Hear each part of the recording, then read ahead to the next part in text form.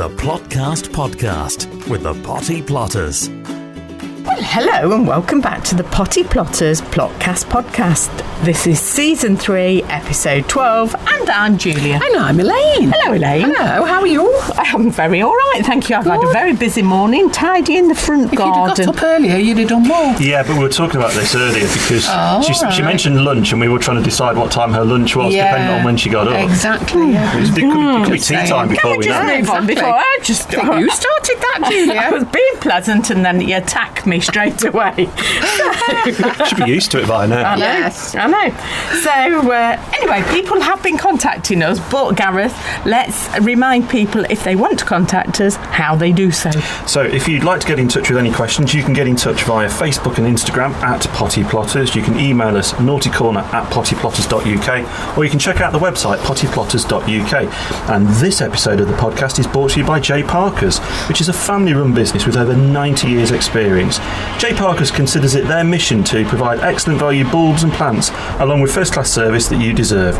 Use the code GARDEN15 to receive 15% off your order. Visit them at jparkers.co.uk. Have you been online yet? I bet she has. I bet she's cleaned them out. I'm probably going to get a big box delivered to my house now, aren't I, Elaine? And it's not for me, is it? No, but it's easier. It's easier just to send us a delivery to your house. All right. We could just send it here, surely. They just send like the big lorry here and just dump the it. big lorry, they could do actually, Gareth. That was a good thought. The Plotcast Podcast with the Potty Plotters, sponsored by J. Parker's. Anyway, coming up on this episode, we're going to be talking chilies and peppers, and we're also going to be supporting my melons. Enough said. And is that the sort of support you wanted? Yeah, exactly. Yeah. And also we'll be catching up with our second favourite weatherman, Rob Rose. Who's our favourite then? I thought it was Schaffenacker. How could you have forgotten? Yeah, but he don't phone us anymore. I think that restraining order kicked in big time, didn't it? Rob will put one of those on eventually. We've got a few of them, haven't we, Elaine? Yeah, now it is. Yeah. We've had quite a few people contact us, which is lovely. And actually, we've been out and about loads recently, haven't we, doing talks. And what we want to say is we meet some absolutely fantastic people, full of stories, and they speak the language that we do, don't they? Yes, gobbledygook. No, I meant allotment. Allotment. Do they speak your language? Yeah, they do. Yeah, they do speak our language. They can understand it. There's a pollinator flying around. And they actually share with us their highs and lows, just like we experience. And it's if you get it, you get it. If you don't, what are you listening to this for? Because you won't make any sense of us, will but you? it's entertainment, isn't it, at the end of the day? Anyways. Well, don't look at me like that. It was just Back to the messages. So, yes. People have been in touch, Gareth. Who's been in touch? Well, I'm intrigued. I've proofread this and then gone, oh, that's just reminded me. So I'm going to do the voices for these. If anybody remembers Points of View on the BBC, where people used to write in and go, "Dear BBC, why, oh, why, oh, why." Oh, you're going to do voices? Different voices? No, I'm just going to do my own voice. Okay. Hello, my name is Elizabeth and I'm a brand new listener. Hello. I love all the tips you give in each episode. I'm originally from Rhode Island, but have lived in San Diego, California for the past 25 years. Now, this reminds me, because I was looking at our distribution this morning before I came out, and noticed that listeners in the USA seem slightly higher than they used to be. Ooh. So maybe Elizabeth is drumming up some support for us. Yeah. Supposedly the village where I live, Fallbrook, has the best growing conditions in the entire United States. Wow. I can grow vegetables year round. Oh, that's fab, isn't it? Wow. The one vegetable I do miss growing are Swedes. I'm not saying what she's put in, but Rutabagas. What on earth? I don't know. I think she's made that. I think she has. I think it's gobbledygook. It just doesn't get cold enough here to grow properly. I grow my vegetables exclusively in earthbox containers. I started growing vegetables and herbs from my grandfather and great aunt. My grandfather grew up in the island of Schmogen in Sweden. Gosh, it sounds like an IKEA chair. Yeah, but it's a family that's been worldwide. Yeah, and interesting different growing conditions. Yeah. So due to the rocky terrain they had, he used to tell me all they could grow there were potatoes. When he moved to the US, he had a large vegetable garden. He used to take me into the garden and harvest the vegetables. My great aunt also had a large vegetable garden and grew a plethora of Swedes.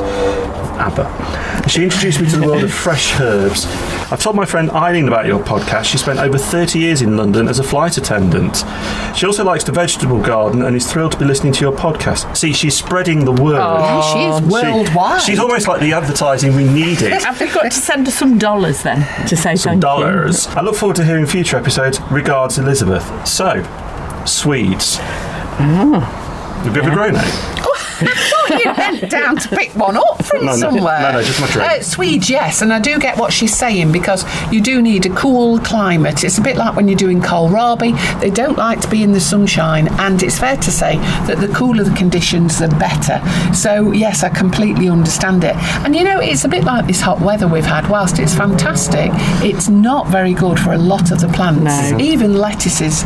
You know, a lot of people think lettuces do like sunshine in their gem. No, they don't. And even where in places where I've planted them on the plot where there is a little bit of shade, they've also started to bolt because of the weather conditions. So, yeah, but if Swede are the only thing that you can't grow, then actually I'd be quite happy with that. Yeah. I had that because I did the cut and come again salad, and we kind of left it for a few days because I think we were away for a bit and came back, and my goodness, it had bolted. Yeah. Take it all out and start all over again. I am doing, don't worry. So, we've also had Sandra Neville, who's been in touch again with photos and some great details of how to make seed snails. Yes, we've looked at them and we will be working our way through them and making them. So thank you for getting in contact, Sandra. We'll be giving it a go. Gemma Craddock's been in touch. She said, I'm just wondering whether you know how many Gareth did during Season 3, Episode 9. Gemma, the answer's a lot more than that. She ended up in the final episode. My actual question is, I have a lot of beans growing, but I have no idea what to do with them. I'd like to save them for drying, but I don't really know how to cook them. I have borlotti beans, copper fan beans, and Greek... Giganta beans. I should know how to say that, but never mind. Thank you so much in advance. Your every episode listener, Gemma. Oh, thanks, Gemma. I don't really know what the answer is to that one. I mean, I know that the Greek Gigante beans are the ones that we would class as butter beans, and so they're great in stews and stuff, aren't they? Yeah. I mean, I think the thing with beans, dried beans, is you have to soak them beforehand. Is that right, Elaine? Yeah, but you've got to dry them first. I mean, at this time of year, I would presume that she hasn't got any yet. They'll be still on the stem, don't you think? Yes. And then it will be a matter of drying them out. Now then, in the olden days, my dad used to have newspaper. We didn't have kitchen towel in them days. He used to just have sheets of newspaper, put all the beans out. They didn't have toilet roll in those days either. They just had sheets of newspaper. No, they didn't have newspaper nowadays, do they? So what comes around has gone around. And all that he used to do was pot all the beans, and then dry them out on the newspaper, and then just keep moving them so that all the moisture came out of them. And it was only after, and you can tell because they start to shrivel, etc., and that's when you put them into your glass jars, because if you don't, they'll sweat, and as soon as they sweat, they rot. And then what did your mum do with them? Because your mum would have used them. Stored them, and then she used them in stews, etc. Stews, yeah. I mean, but you are right. You can't just use all of them straight from being dried. You're supposed to soak them, etc. Yeah. But I think it's a good idea, actually. I mean, I actually wanted to grow the butter beans. I couldn't find any seeds anywhere, so I am determined to give it a go because I do like the butter beans, and I love the Greek ones because they're lovely in like a tomatoey sauce. That's what the Greeks do, don't they? They do them in and I think, that's what I'd do with them. That's what you've got to do then, Julia. Start looking for them, because I tell you what, if Gemma Craddock can do it, you could do it. Well, I mean, the thing is that the seed catalogues will be out again soon, won't they, Elaine? Oh, I love it. That's your reading material then for the next few weeks. Oh, yeah. And finally, Emma from Preston in Lancashire's been in touch. She says, hi to the lovely Potty Plotters. I love your podcast and you always make me laugh. Just a question. I've had my allotment now for a month and there's horse milk on site for free. I sometimes hear you talking about adding horse milk to your planting. Can that be done without setting it to the soil first? I keep seeing mixed information and I thought it had to be settled in first for a number of weeks. Thank you. Wow. Right, well, first of all, you can set your squashes and pumpkins direct into a muck heap if you've got a muck heap. Which we did, what was it, last year or the year before? Last year. We do it nearly every year. No, we've done it on Steve's, actually. Yeah. Across the way. When he was away on holiday. Yeah. Was that something else you did on Steve's? Yeah, we've got all of them in. Oh, actually, since Steve's back, yes. What did he think? Well... Oh, that says a lot. That says a lot without any words at all. I mean, talk about plot transformation, and most people would be delighted. And what were the words out of Steve's mouth, Elaine? Are they broadcastable? Yeah. Where's me wood? And also, where's my AstroTurf gone? Well, we've taken that up, and we've planted things where that was, Steve. And at least he's got something to harvest now. He has, yeah. He's been over today to compare the beetroot that we set for him compared to the beetroot that I've been growing, and wondered about the spacing. He's actually asking allotment questions. Is that a first? Well, we've done something. Well, I've never ever done anything. I mean, one thing he did do, of course, we planted up the greenhouses, blah blah blah blah blah. And this morning, when I came up, because I was very early, I looked and he'd shut the greenhouse doors and windows. What's he done that for? It's still very warm, isn't it? Well, he said that it was windy, so anyway, first thing, I opened everywhere up, let the steam all out. Yeah, but what we did with Steve's, one of the things he'd got lying around, literally on his plot, amongst all the other stuff, he'd got bags and bags of horse manure that we get delivered in bags, but it is very fresh. And of course, it needed to rot down. Well, what we found is that if we leave it in the bags disintegrate over time. So what we did was he'd got a little raised bed at the front of the plot, and we actually tipped all the horse muck into the bed, and we thought, well, that'll work as a place for it to rot down. And then we planted, soaked it, didn't we? Absolutely soaked it, trampled on it, and then we planted butternut squash and onion squash in there. So that's perfect. But for most things, we when we're using horse muck, we actually like it well rotted, don't we, Elaine? Yeah, so what we do is when we have a Deliveroo, we empty it. Deliveroo? Deliveroo. No, it's Deliveroo, isn't it, actually? Well, that's funny. Like it, thank you. And then what we do is we open the bag, stick it all into the muck bay, and then we leave it there, but we cover it, and we cover it with plastic, which makes it sweat.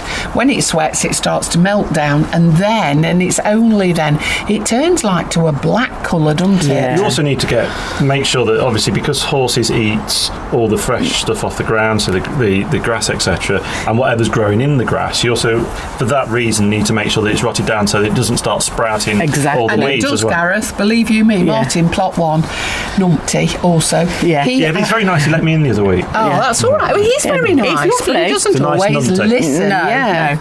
No. So he got his muck and then tipped it all out and then just left it all on top of his plot. Well, it's like a meadow. So it's given him a huge job. I mean, he's on top of it now, but it's a job that he didn't need to do. Yeah. And actually, I think we must be the only people who've got photographs on their camera of horse muck with worms in. That's how daft we are. Yeah.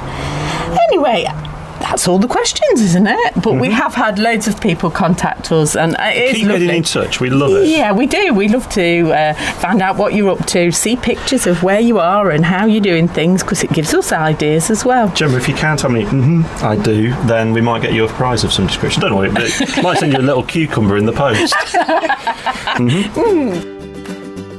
Contact the Potty Plotters anytime on Facebook, Twitter and Instagram at Potty Plotters, or email naughtycorner@pottyplotters.uk. Oh, melons, Elaine. Well, I know. Can you warn me I before tell you do what, you want to see Julia's melons. They're quite something. Mark might have something to say about that. No, honestly, look, absolutely brilliant, because all year we save our nets that go around tangerines, lemons, limes, oranges and so nets. on. Yeah. Citrus and nets, they're the ones that realistically, most people throw away. But they're the ones you kind of have to either really pull to get into the packet, or you end up cutting it anyway, because they're quite tough, because they have to hold everything. Especially if you've got like oranges and stuff. Yeah, because they're a weight, and that's why they're perfect for the melons. So at the moment, I've got the I think it's 10x8 greenhouse, and I have transformed that. This one to our right. Yeah, this one to the right, the wooden greenhouse, and this year I have just made it for cucumbers and melons, and they love it. So I incorporated lots of well-rotted horse manure into the ground to start off with. I always plant in the ground, because especially in these dry conditions, it just means that the plants have got access to water that's in the ground already, even though it's not very wet at the moment. At least there is that potential as well. And of course they are very happy together because they're in the same family, cucumbers and melons. It looks fantastic. Yes, it does, so I've planted 6 melons on one side. 6 plants. 6 plants, and then I've done different cucumbers. In fact, I've got 6 cucumbers in there at the moment, and they've really got going. Now, what was really interesting was a couple of weeks ago, the fruit set was brilliant, and then we had that heat wave, and the fruit set seems to they've stopped setting them. So what that means is that the pollinators, I think, have been a bit like us in this heat. You know, when we've had the heat wave, a little bit sluggish. So I am going to have to get my paintbrush out, or I'm going to have to rip the heads off the males. I mean, that's not a bad thing, is it? That sounds really more exciting, actually. But yeah, I mean, the pollinators were in there, and I've actually got there's one in there now. I can just see it buzzing around. Yeah, I've got one melon, at least one melon on each plant, and as Elaine said, I'm supporting some of them with the fruit nets, because whilst some people don't bother supporting them, we know, Elaine, that age, weight and gravity, that means that potentially it's told, it does, and we don't want our melons dropping on the floor, do we? So I've just added a little bit of support. I pop the melon into the net, and as it grows, it'll of course expand in that net, but then I just tie it to the trellis that it's climbing up. So I think it's brilliant. Have you sort of found this over the number of years that you've been doing the melons? Actually, because obviously melons are really heavy. I was in a supermarket one day this week, and I know you don't grow watermelons, but some small child picked up a watermelon and it just fell to the floor because of the weight, and you can imagine, because it exploded, and you can imagine what the staff were happy, to say the least. So you can imagine, obviously, with the weight of the melon, it's pulling the plant down. So is this something you kind of did straight away as soon as you started growing melons, or is it something that you went, actually, we probably do need to start looking at doing this? It's something that I've done over time. I mean, I have seen loads of videos with people not doing it, but actually I've found... the lads, when I've been watering for them, they don't do it either. But I have found over time, especially when they get near that ripe stage, there is the potential that they'll just drop on the ground. So it just helps them, and you can tell when they're ready by the smell of them. But it is the plant that you're helping, Julie, not just the fruit, as Gareth said. When you've got so much fruit on there, they actually pull the plants, don't they? And they're only quite thin, really. They're just like a cucumber plant. They look like cucumbers, only they've got just smaller leaves. And of course they grow on a stem just like a cucumber, and of course the weight of both a cucumber and a melon is really mostly water. So they are hungry feeders, so I give them plenty of water. I also give them a feed now once a week of tomato feed, but they're very happy, and like I say, the way that we'll know they're ready is by that smell. So you'll have to get in there, Elaine, because I've got no sense of smell. We usually say it's that melony smell. Well, I went to school with somebody called Melanie, and she didn't smell. Didn't she? Anyway, it's funny that Gareth mentioned watermelon, because yesterday Kev Plot 2 announced that next year's big competition is going to be watermelon. I want to come see this. So I didn't used to eat watermelon. I didn't used to eat melon for a long time. My mum used to sort of give it me when I was a very small child, and I sort of went off it for a long time. When you go on holiday, it tends to be what's on the buffet at breakfast, so I started to eat it again. But I didn't eat watermelon for a long time because I didn't really know what it tasted of, and it tastes basically, it's like a cucumber, it tastes of nothing in reality. But I think what put me off was the massive seeds in it, because you buy like a packet of it that's already prepared, and you'd spend half your life picking all the seeds out, although you can eat them. I kind of worry I might have a melon growing in me at some point. But it's one of those things where I didn't realise you could grow necessarily watermelon in this country, that we had kind of the climate, although I suppose everything is changing. Well, I think Kev might be in for a bit of a shock. I don't know how much research he's done, and I have grown watermelons before, and I think he's envisaging, the really massive ones that you get in the baby ones. Definitely. You can grow like watermelons that in this country that are probably around the size of a children's football. That's what, unless somebody else knows any different, or you can recommend a variety. That's really the size that I think we're looking at in this country. We're not going to grow the massive ones in the Mediterranean. We haven't got the climate to do that. Is it if people don't have if people don't have access to the nets, but if they don't buy the fruit that comes with the nets, is there anything else you could use to support? Bra, obviously. You could. We've done that before, haven't we? Yeah. We've put a bra underneath and then pegged the bra onto the trellis. That worked. I'll tell you what, I saw Steve's wife, actually, we gave him some melon plants a couple of years ago and she put them in tights. I was just going to say, tell you what you could do is open the leg of the tie, so split it and then just tie it round. Make a hammock for it. Yeah. Oh, that's a good idea. I just think that they do need support because they are very, very heavy, aren't But they are delicious off the plant, aren't they? What variety is it that you've got growing in there? The variety I've got is called Emir, so it's EMIR, and that's in most of the seed catalogues. I think I got them from King's, but I've definitely seen it in other places. And it's a lovely orangey flesh, and it's a bit beautiful. like a cantaloupe. Yes, yeah, definitely. So I know all the melons. Yeah, I mean the same things that affect cucumbers affect melons. So the biggest challenge is the spider mite to me. So because one of the reasons for doing it in the greenhouse, whilst I've got beds where I can plant directly in the soil, the middle path is actually concrete.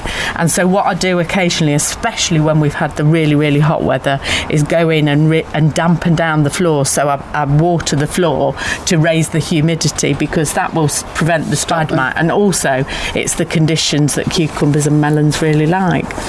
So that's my melons for you, Elaine. Well done. And we'll be sinking our teeth into them later in the season. That doesn't sound right. No. All the things you said that's wrong. Yeah. That's one of the top. Yeah, all the things people would expect of us there. Yeah. The Plotcast podcast with the Potty Plotters, sponsored by J. Parker's. Have you noticed an increase in pollinators? I definitely have. They are everywhere. I've even got a wasp's nest on my plot. I've just got rid of a wasp's nest from the garden. I had to have the men in to do it because it was as close to the house as probably that water butters. So about 6 foot. Yeah. So it's really close, and you can see them just swarming around. Well, they're in the wood at the top. So I've got some sleepers, and I use them as a sort of barrier perimeter. Yeah. And it's an old one, and so what they've done is they go up under. I think that's what they did with us. So I don't mind. They're not disturbing you, are they? Not at all, no. So you've just left them to just it. leave them be, and they'll go away one day. I mean, it's lovely actually, because last year there was a real lack of pollinator. Definitely. It was too cold, too wet, and nobody liked it. And other than the warm days, I think when they're a bit snoozy just like us, when it's been really hot, when it's been over 30 degrees, they've actually been very active. I've noticed a lot of pollinators around. I've noticed a lot more bees for definitely this year. We spoke to the bee association last year that was saying that they were worried because there was a lack of them last year, but I've noticed a lot more this year. And just looking into the greenhouse, you can kind of see them. Here's Barry Bananas. Barry Bananas with a banana. Barry, and he's typically eating one as well. When you finish with that banana, can you chuck the skin underneath my tomatoes, please? Just when I came Well, yeah. Good. When Well you done. finish with it, thanks. That'll be before, lovely. though. Not before. Take a seat, Barry. We're nearly done. See the produce I've got. You say I've got cauliflower, broccoli, cucumber, and bananas. And who He's grew such a them all? card, isn't he? But it's fair to say that there are loads of ladybirds as well this year. That's yes, another there thing. are, yeah. Which is Everywhere. brilliant because there's loads of aphids, aren't there? So it's brilliant to see all the ladybirds. It's also, I've seen loads of hoverflies as well. Yeah. So Are they? Barry wants to interject. Barry.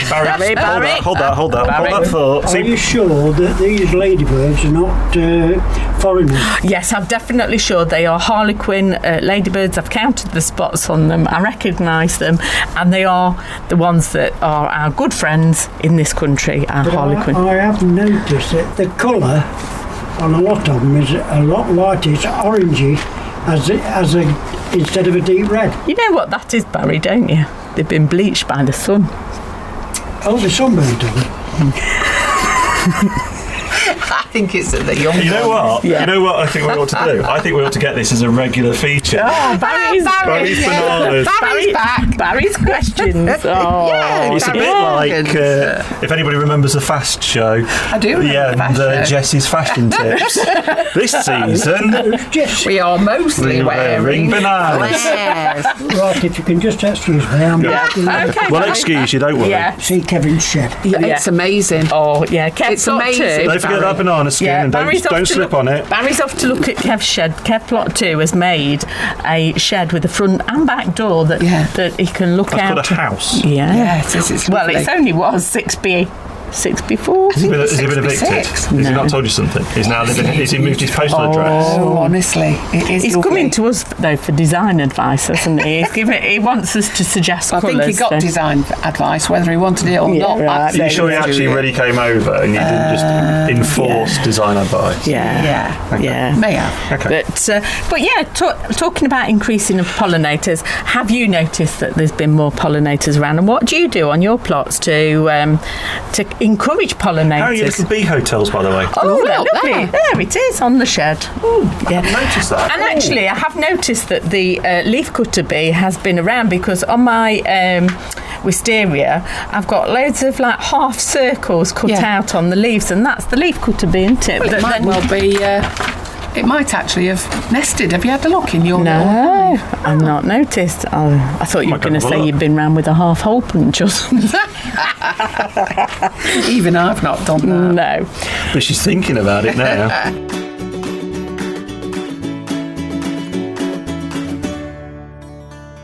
Elaine, you've got a brilliant bit, haven't you? Oh, yeah, there's always a brilliant bit. Dead good, brilliant bit. Dead we good. love it, don't we? Yeah. And it's all about the brassicas, Julia. Oh, yeah. So tell us all about what happens, because my mum used to do this when she took a cabbage, which meant taking the cabbage that was ready. What she used to do was she used to cut it out and leave a couple of leaves on. Oh, right. And then, different to you, she used to then, in the stalk that remained in the ground, she used to cut across. Yeah, and that produced 4 babies. That's right. Oh, that's... There you go. Oh, she was clever, your mother, Oh, wasn't she was. She That's didn't why pass it I on. like I like how you got that one back in. And also broccoli heads. Well, one thing that we noticed when we first started with one of the starter plotters is when we told her to take her broccoli, the calabrese, she literally pulled up the whole plant, and that's not what you do, is it, Elaine? No, so similar to that we were just saying about the cabbages, what you do is you cut the brassica head out, so broccoli. So carry on. I'll tell you in a minute. Just carry on. So you take the broccoli, like you buy in the shops, out of the middle, cut that out, and then leave the rest of the plant in the ground, and then watch what happens. And you should get smaller heads coming from the sides of the plant, and it will continue to grow. Make sure you continue to water it, and in this weather, most of the brassicas I've seen are very happy. They are brilliant. So I'll tell you what, I'll interject at this point. And we may remove it, we may not. Last time I came, which was only a couple of weeks ago, and I walked past the asparagus bed, there was a few stalks poking out. Now... It's a forest. Yes. Yes, it's a forest. So, of course, we've left it now to grow, to put the nutrients back into the crowns that are in the soil. So, it is... I mean, it seems counterintuitive, really, because I love asparagus and you just want to keep harvesting it. But actually, you have to stop around mid-June so that the plants can actually get going again for next year. Don't be greedy. Wait until next year and then you'll have a bigger crop. Did you have much of it this year? Yeah, oh my loads. goodness, loads and loads and loads. In fact, I got to the point where I was even fed up with it because I had it every day. Dead good brilliant bits. The Potty Plotters Plotcast. So this episode is being brought to you by J Parker's, and ordering from J Parker's has never been easier. Shop from the comfort of your home and have premium plants delivered right to your door. With over 2,000 products to choose from, you can unlock your garden's potential with J Parker's today. And as a special offer for listeners to the Plotcast podcast, you can enjoy an extra 15% discount on all orders. Head over to jparkers.co.uk and enter the code GARDEN15 at the checkout. Discover your garden's potential with J Parker's today, and as this is the last episode that they're sponsoring at the moment, hurry up! Yes, and thank you for sponsoring us. And actually, what I've noticed, I've had emails off them, Elaine, telling me that they're getting the bulbs and everything in for next year. I've done better than that. Please stop. Done better than that. They've sent me their latest blooming catalogue for spring. Dear. The Plotcast Podcast with the Potty Plotters. Now, another thing that we're both growing on our plots are chillies and peppers. Well, I just thought we'd let people know that hopefully everybody's are doing well. Yours are doing extremely well. Mine are very happy, and for the first time ever, I put mine outside. And I tell you what, they're coming on a bomb. Yeah.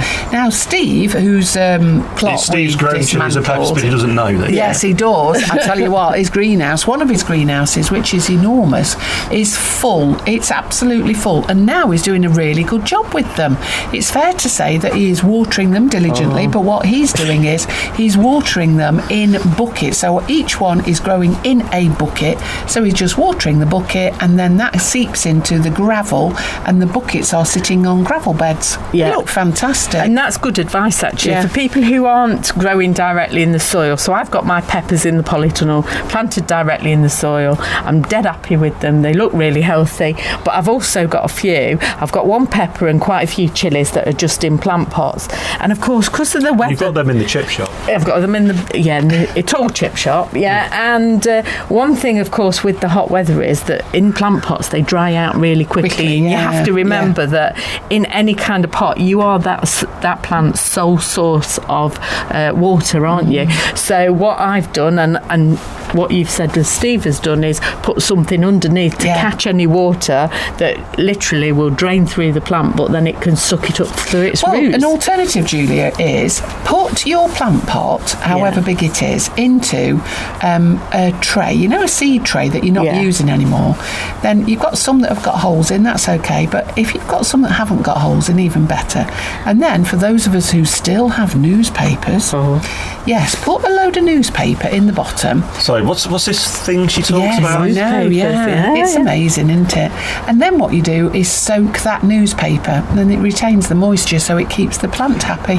I know I've interjected once already. Yes. Forgive me, but I've just been reminded by Jerry watering his greenhouse that maybe the last time or the time before that we recorded, we could smell Jerry's garlic. Yes. And it's just reminded me that it's July. Yeah. And we did the garlic experiment with me. Now, I haven't got any leaves on mine now. They've died off. Yeah. Does that mean that it's okay to take it out? Yes, it's the perfect time. Or am I risking the fact that it's possibly died underneath? No, it won't have died. Take them out. It's the tops that die back to tell you that they're ready underneath. So when you go to the supermarket and buy a bulb of garlic, you don't have all the greenery at the top. No. What's happened is that will die back. When you dig it out, just get a trowel or a little hand fork in, get down there and then lift it, and then the tops should all just automatically crumble, really. You don't have to pull them off or anything. They just come off. And then you've got your bulb of garlic. That's it, done. Back next time. Very well good. done. Just going back to chilies and peppers, it's not a problem that particularly I've noticed with chilies, because actually you can be really mean to chilies, can't you? And almost what do you mean by that, Julia? Because I know what you mean, but let's tell everybody else. Yeah, so you can almost let them wither without giving them too much water. It almost looks like they're dying, and then give them a good load of water in. And what that is meant to do is meant to make them even spicier. So, you can be really mean to your chilies and forget about watering them, and they look like they're dying, and then you give them some water. But you don't want to be doing that with your peppers. And one thing that I've noticed, and a few people have asked me about, is that on their peppers, when the fruit is developing, they're going a little bit brown and soft at the bottom. Do you know what that is? Water, I would have thought, or sunburn. It's blossom end rot. So just like on your tomatoes, where you get a black bottom, if the water, if you've not been able to give it enough water, it's about the transfer of calcium to the fruit, but it really is a watering issue that transfer that happens with that transfer. It also happens with peppers, so you have to be consistent with your watering with peppers and make sure that they're moist all the time as well, just like your tomatoes. And another thing that might happen with peppers that I've noticed a few times, rather than them going kind of squashy at the bottom and kind of black and yellow, sometimes it will happen around the main body of the pepper. And what I think that might be is, when the flowers have set and they start to drop off at the end, sometimes the actual papery bit of the flower doesn't knock off. Yeah, it stays on it. So you knock that off, and I think that will prevent that problem. That's what I've done in the past. So that's just a little tip from me. And another one is, I'm going back to Steve again, actually, because Steve, as I say, he's got Steve, loads your of new, them. Prodigy. Yeah. Prodigy. Guinea pig, I think that was the phrase I was using. Like I used to Our be. pet But plotter. yeah, but I kind of know some of what I'm doing now, having listened to this for 3 seasons. Well, what he does is he's hung lots of net in the greenhouse to protect his plants from the direct sun. So it's not on the outside, he's done it on the inside. And then it can still get in and water. That's a good idea, actually. Create a little bit of shading, doesn't it? The Plotcast podcast with the Potty Plotters, sponsored by J. Parker's.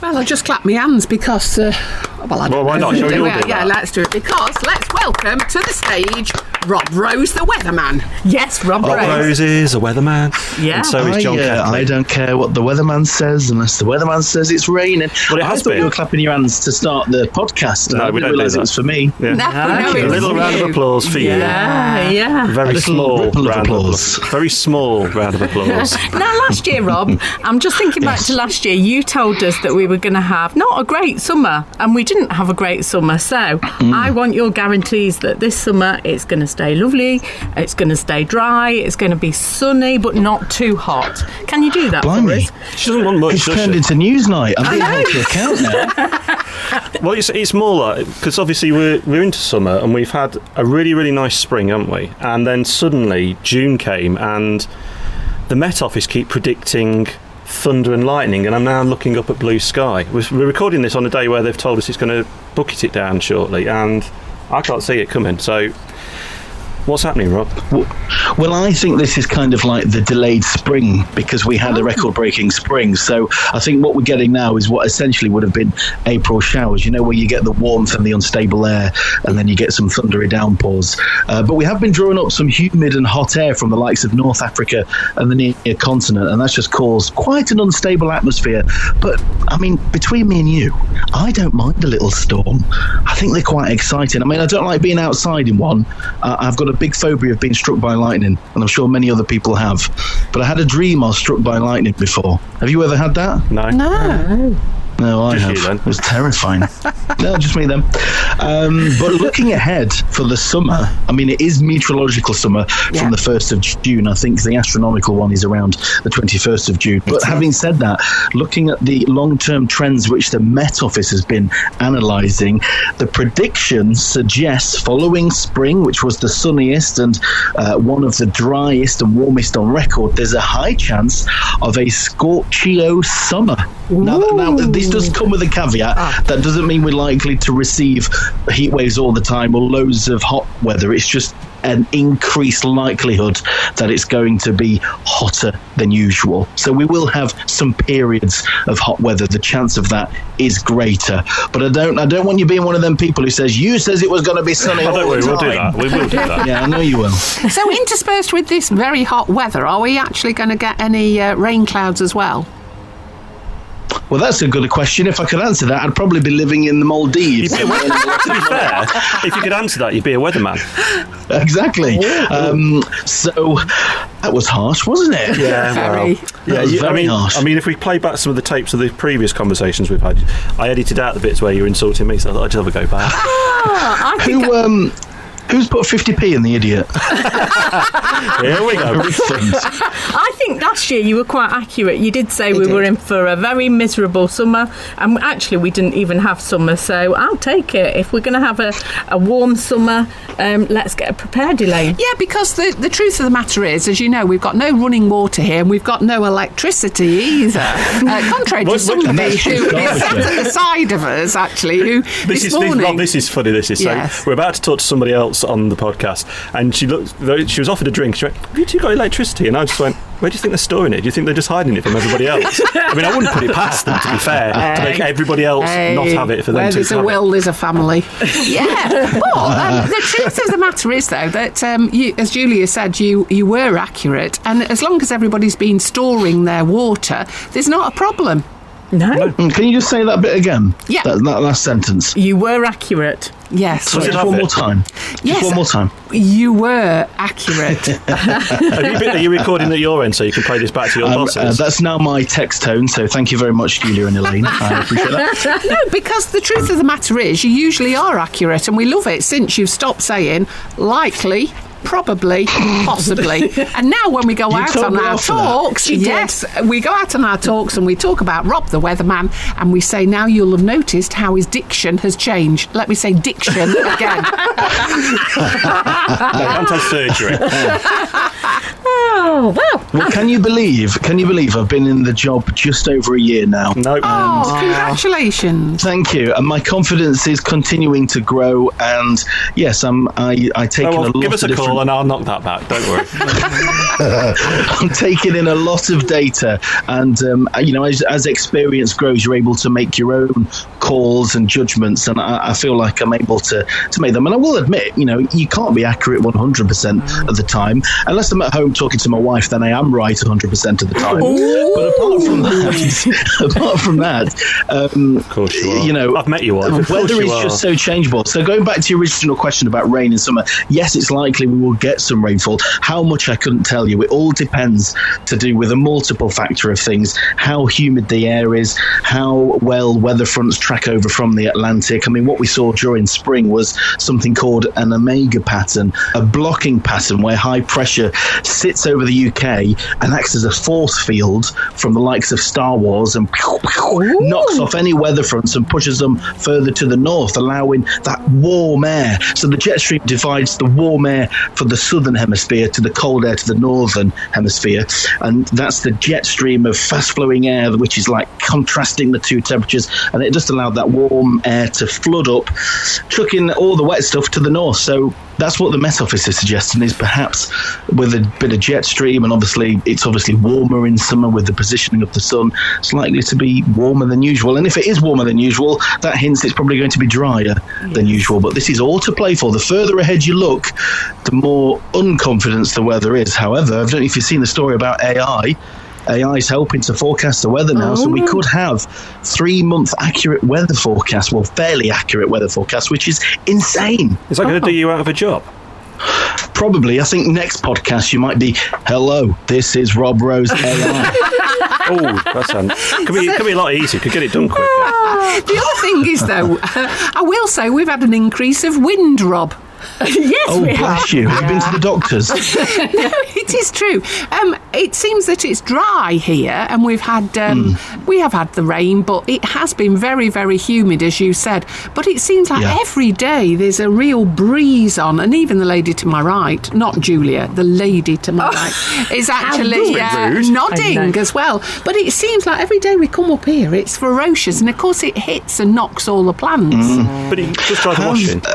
I forgot the official phrase for it, but there's two reasons for that. Number one is when a front is approaching, warm air is replaced with cold air and you get the updraft, and that's what essentially brings you that draft of wind. And when we have showers, it's called squally showers because it's the contrast in temperature and different air masses rush within each other. But there's also another one where I guess you're sat around a lot of land.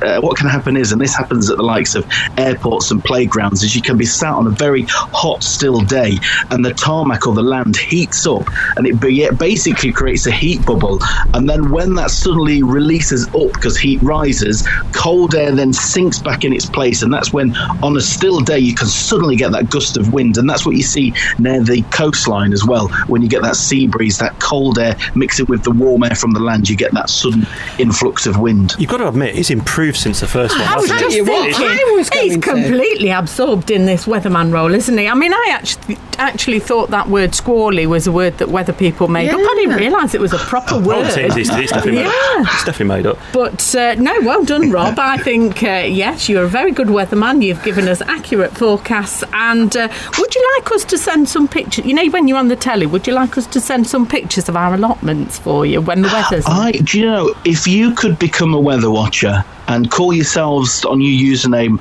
the Potty Plotters. I would love to see your pictures from the allotment. That would be great. Let's do that, Elaine. One thing I would like to share with you, my song then. Yes. So I've got a new toy, so if I press this button here, I should sound a little bit more alive. Are you ready for this? Yes, yeah. Oh, yeah, we're on the edge of our seats. Come on. I forgot the melody how it goes, but we'll make it up. You ready? The Potty Plotters side by side with spades and seeds and hot allotment guys, excluding Gareth. They sing to the soil and dance in the rain. Give a great big welcome for Julia and Elaine. Hey! You know what? I hate to say this, but it's actually quite good. Yeah. That's your new intro. No, it's not. Trust me, it's not. It is.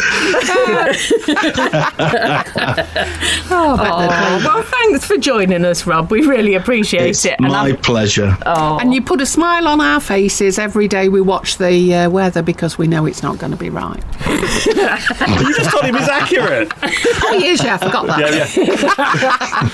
No, honestly, no, we really do appreciate your time and we love it when you do the weather because you do always make us smile. That's what it's all about. Good. And thank you for the advice on my gardening. I did ask you last week about whether I should put honey or rooting powder. So thank you for your expert advice. I appreciate that. You're welcome. Before we finish up, we've got something to tell you, haven't we, Elaine? Yeah, we haven't told Gareth yet, No. so this is going to come as a big surprise to him. Yeah. Shock So more I sit than down? surprise. Yeah. No, well, yeah. Well, do you remember in the winter months we did something for the television? I thought that this was what was going to crop up. Well, we finally had the email to tell us when it's going to be on, haven't we, Elaine? Yeah. What did we do? Well, Went it out and was bought a video you. recorder. No, it was Julia's fault. Julia wasn't very well, and while she was watching, a ridiculous thing happened. It wasn't my fault, it was my mum's fault. Oh, Let's right. blame my mum. Okay. She doesn't listen to this, so it's all right. Okay. There's a lot of people that you blame that don't listen to this. No, it's good, isn't it? Well, she suggested that we went on bargain hunt, so you filled out the application. Yes, I filled out the application, and very quickly, actually. We I ended mean, it's taken them a long time to edit. It's taken. I'll be We said honest. the same, Gareth, It's actually. taken about 6 months. No, actually, we went and recorded in February, the coldest day of the year, and what was quite 26, sorry, John. Yeah, what was quite funny, Gareth, it was the coldest day of the year, and we'd been told to turn up for the cold weather. So, as true allotmenteers, we turned up in 15 layers. So they must have realised roughly how long they were going to take to edit this. So you're there, dressed for the cold weather, and this is going to, I assume, be broadcast in the next few weeks. Yeah, that's all right. So at the hottest time of the year, they haven't thought about this, have they? No. Oh, but you see, they're very clever because what They we tell you to take do your clothes is off.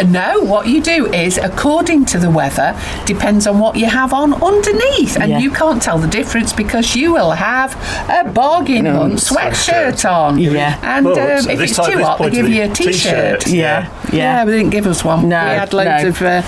We had, I think, at least 5 layers on. We didn't did. We had loads of layers on, and what was funny with the people who we were recording with, the other contestants, Did they know what had hit them? Well, no, they turned up, and they'd obviously had that memo or seen somewhere that television puts £10 on like we care, and and so they were literally in a t-shirt, and so by the end of mid-morning, we were actually stripping off, giving them our clothes, weren't we? And we gave them our gloves and our thermals and sweatshirts, jumpers. Yeah, everything. But it was a lovely day.